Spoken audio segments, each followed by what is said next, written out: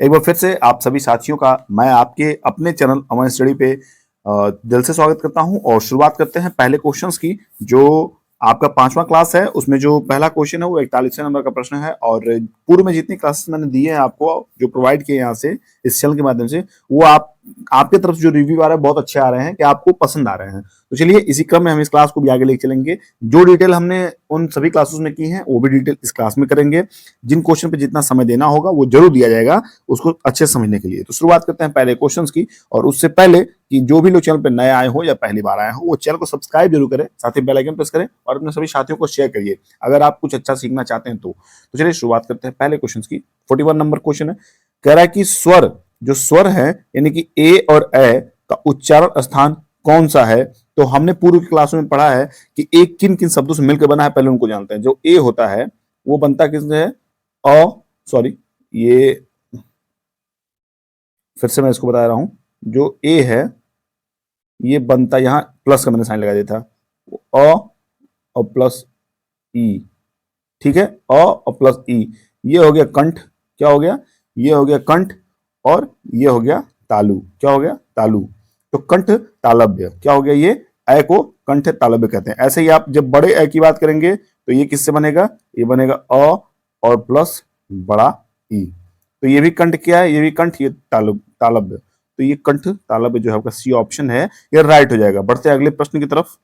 42 number का प्रश्न है, अच्छा प्रश्न है।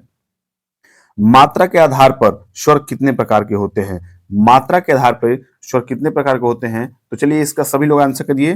देखिए ऑप्शन में 2 दिया है, 3 दिया है, 4 दिया है, 5 दिया है। तो आप सभी लोग इसका आंसर करिए। मात्रा के आधार पे कितने होते हैं, तो मात्रा के आधार पे आपके हमेशा 3 पाए जाएंगे। क्या पाए जाएंगे, 3 पाए जाएंगे।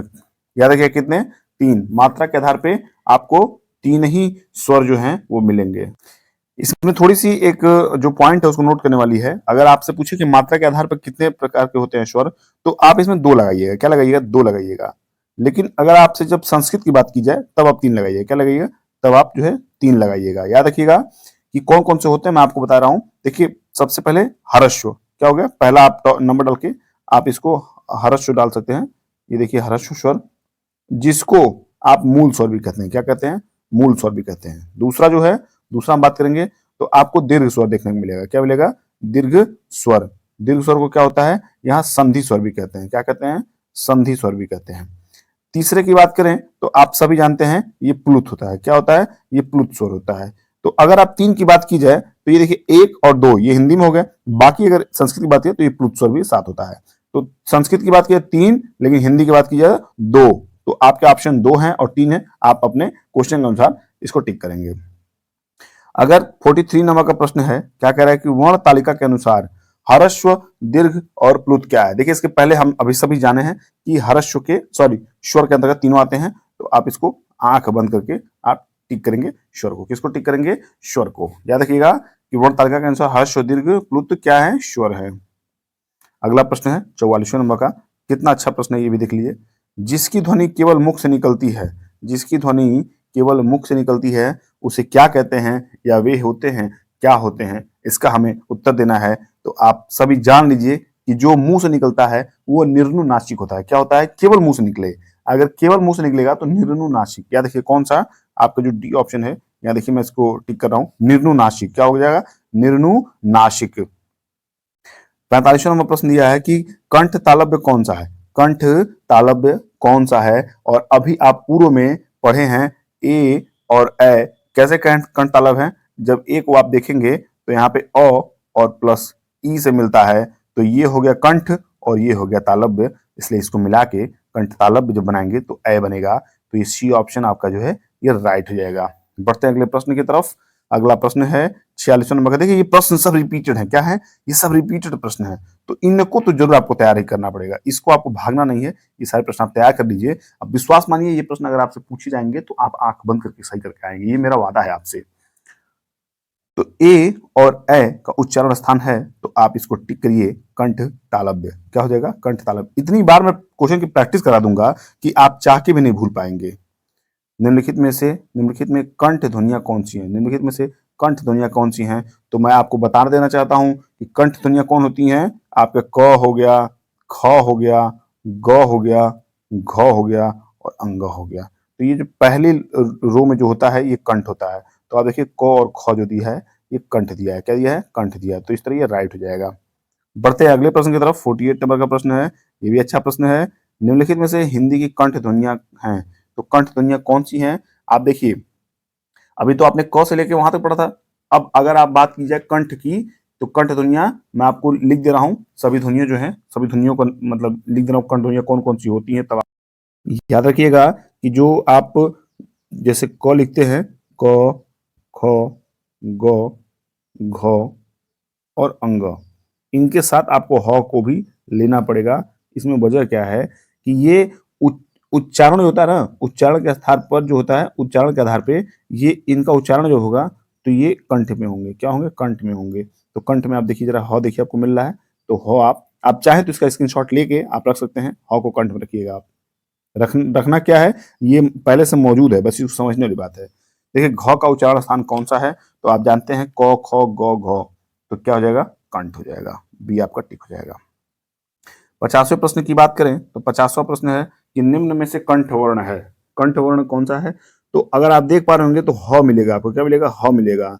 और यहाँ देखिए मैं बता दूं कि अ, आ, ये सब क्या है? कंठ वर्ण है। तो आ भी आपको मिल गया और यहाँ विसर्ग भी मिल गया।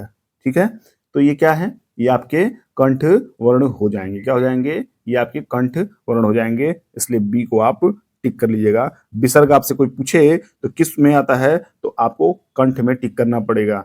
तो ह किस में आता है? कंठ में आता है। आ किस में आता है? कंठ में आता है। अ किस में आता है? कंठ में आता है। 51 नंबर क्वेश्चन की बात करें तो निम्न में कंठ वर्ण कौन सा है? तो अगर आप देखिए जरा, इसमें मैंने अभी अ बताया है और ध्यान से देखिए इसमें आपको कहाँ अ मिल रहा है, तो अ देखिए जो है वही आपका कंठ ध्वनि है, यानी कि बी ऑप्शन आपका राइट हो जाएगा। देखिए जो चीजें मैं बता रहा हूँ एकदम क्लियर है, कोई सोचने वाली बात ही नहीं है इसमें। ये 52 नंबर का क्वेश्चन है। देखिए 52 नंबर का जो श है, श ध्वनि का उच्चारण स्थान क्या है? तो ए है दंत, बी है मूर्धा, सी है तालु और डी है दंतालु। दंतालु मतलब समझ रहे हैं आप? दंत प्लस तालु क्या हो जाएगा? ये दंत प्लस तालु, तो ये दंतालु हो जाएगा। तो आप अगर इतना कुछ समझ पा रहे हो तो हम बात आगे करेंगे। इसमें आपको पूछा गया कि श ध्वनि का उच्चारण स्थान क्या है? श ध्वनि, तो श ध्वनि तालु होता है। क्या होता है? ये श हमेशा तालु में आते हैं। याद रखिएगा, इस श को हमेशा तालु में ही याद रखिएगा। 53 नंबर का प्रश्न है, इसको देखिए कैसे याद करना है। उच्चारण के स्थान पर ईय का ईय व्यंजन है। देखिए ईय व्यंजन क्या है, तो आप जानते हैं कि पहले च से लेके ईय तक अगर आप जानते रहेंगे तब इसको टिक कर पाएंगे।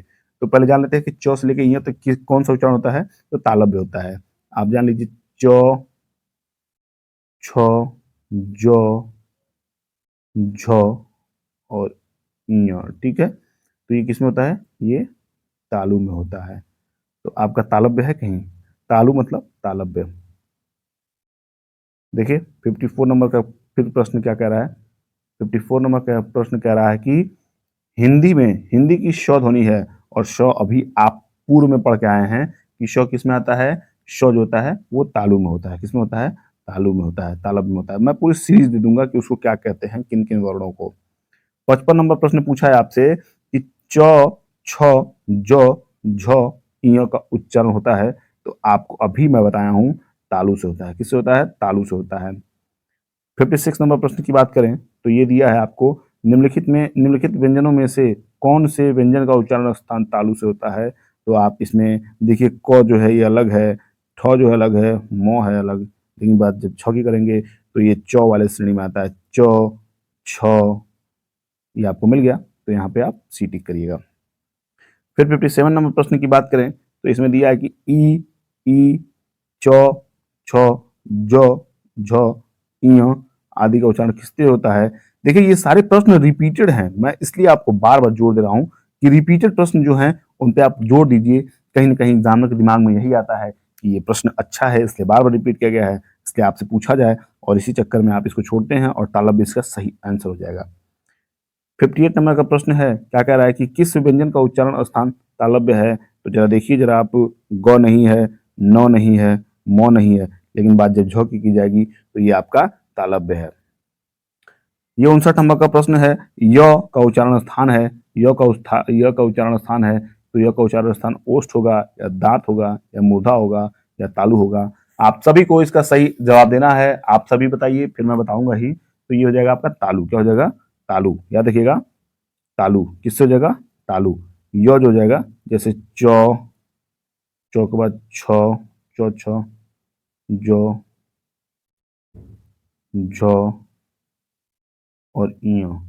अगर आप इतना देख पा रहे हो तो इसमें जो होता क्या है, इसके साथ आप य को शामिल करेंगे। किसको करेंगे? य को आप शामिल ही शामिल करेंगे और इसके साथ आप इस श को भी शामिल करेंगे। तो इनसे ये सभी चीज़ आप समझ जाएंगे, तालु में जाएंगे। अब बात करते हैं लास्ट क्वेश्चन की, 60 नंबर की, जो अभी हम देखे हैं कि सौ का उच्चारण स्थान क्या है। सौ का उच्चारण स्थान तालु है। इस तरह ये प्रश्न और ये क्लास समाप्त होता है और अगली क्लास बहुत जल्द आपके सामने मैं पेश करूंगा और वो इससे भी बेहतरीन होगी क्योंकि उसमें जो रिपीटेड क्वेश्चन है वो भी बहुत अच्छे अच्छे हैं। तो चलिए मिलते हैं अगले क्लास में, तब तक के लिए शुभकामनाएं आपके साथ। पढ़ते रहिए, मस्त रहिए, स्वस्थ रहिए, अपनी तैयारी को जो है चार चांद लगाइए, समय जितना हो सकता है ज़्यादा से ज़्यादा दीजिए, मेहनत में कोई कमी मत कीजिए, क्योंकि ये मान के चलिए कि अब नहीं तो कभी नहीं। इसी बात को बस मन में बैठा के और तैयारी करते जाइए और विश्वास मानिए सफलता आपके कदम चूमेगी। मिलते हैं अगली क्लास में, तब तक के लिए बाय बाय, टेक केयर।